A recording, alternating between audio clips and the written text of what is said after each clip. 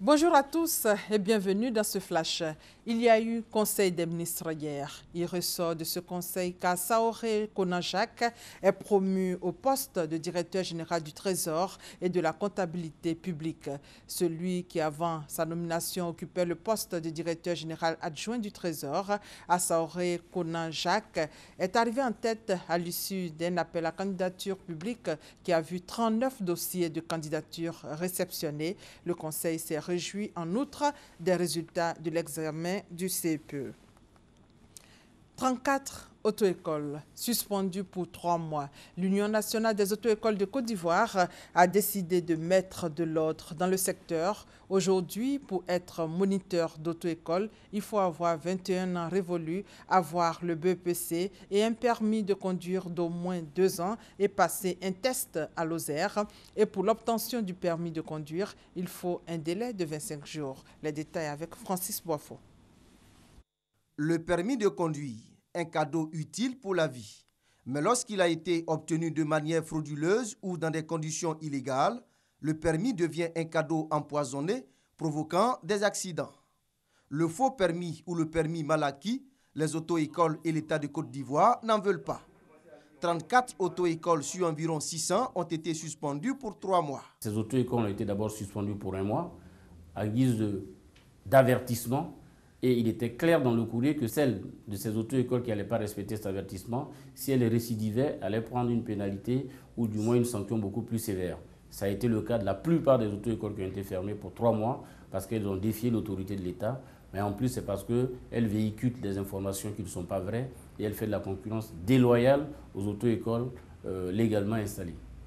Les choses doivent changer, a ajouté Guillaume Coco, parlant du délai lié à l'obtention du permis de conduire. Vous êtes d'abord inscrit en ligne à partir d'une auto-école. C'est à partir de là que vous allez aller à la CGI pour valider votre préinscription. Et c'est seulement quand l'inscription a été validée, il faut un délai de 15 jours pour se présenter à l'examen de code. Une fois le code obtenu, il faut un délai de 10 jours avant de se présenter à l'examen pratique du permis de conduire. Ceci permet aux candidats de se former et de se former correctement. Et on est vraiment en accord avec ce délai. Des exigences également pour être fondateur et moniteur d'auto-école. Déjà, il faut passer un concours qui passe par une admissibilité. Il faut avoir 21 ans révolus. Il faut être titulaire du BPC. Il faut avoir un permis de conduire qui a au moins une expérience de 2 ans de conduite. Et ensuite, on va passer une admissibilité pour entrer en formation à Lozère.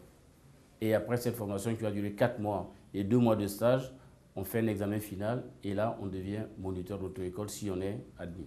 4 ans d'exercice de moniteur d'auto-école. Ensuite, après, on peut formuler une demande pour avoir son agrément et on devient fondateur d'auto-école. Autant d'actions qui, selon le président de l'Association nationale des auto-écoles, permettront la professionnalisation du secteur et de réduire les accidents de la circulation. Hors de nos frontières, et c'est en bref, au Cameroun, au moins 10 personnes ont été tuées dans un attentat suicide attribué à Boko Haram dans la nuit dernière dans une localité frontalière du Nigeria. C'est un kamikaze qui s'est fait exploser sur place. Le Conseil de sécurité, c'est en image des Nations Unies, a renouvelé mercredi le mandat de la mission de l'ONU au Mali, la MINUSMA, et décidé le renforcement de ses effectifs, comme le suggérait le secrétaire général Ban Ki-moon dans un rapport remis au Conseil de sécurité fin mai.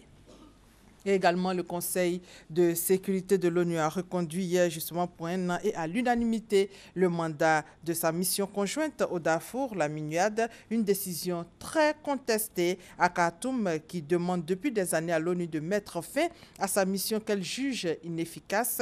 Si le Conseil de sécurité a assuré ne pas être fermé à une telle option, il a demandé à nouveau au Soudan de rendre des comptes. L'ONU qui justement annonce qu'au Burundi, près de 350 exécutions extrajudiciaires et quelques 650 cas de torture ont été enregistrés depuis le début de la crise en avril 2015, commis en majorité par des membres de la police et des services de renseignement. Pour terminer, les données de l'enregistreur de paramètres de l'avion d'Égypte Air qui s'est abîmé le 19 mai en Méditerranée ont été extraites avec succès, ont annoncé mercredi les autorités égyptiennes. Celles-ci confirment la présence de fumée à bord de l'appareil. L'avion s'est abîmé le 19 mai après avoir soudainement disparu des écrans radars pour des raisons encore indéterminées avec 66 personnes à bord.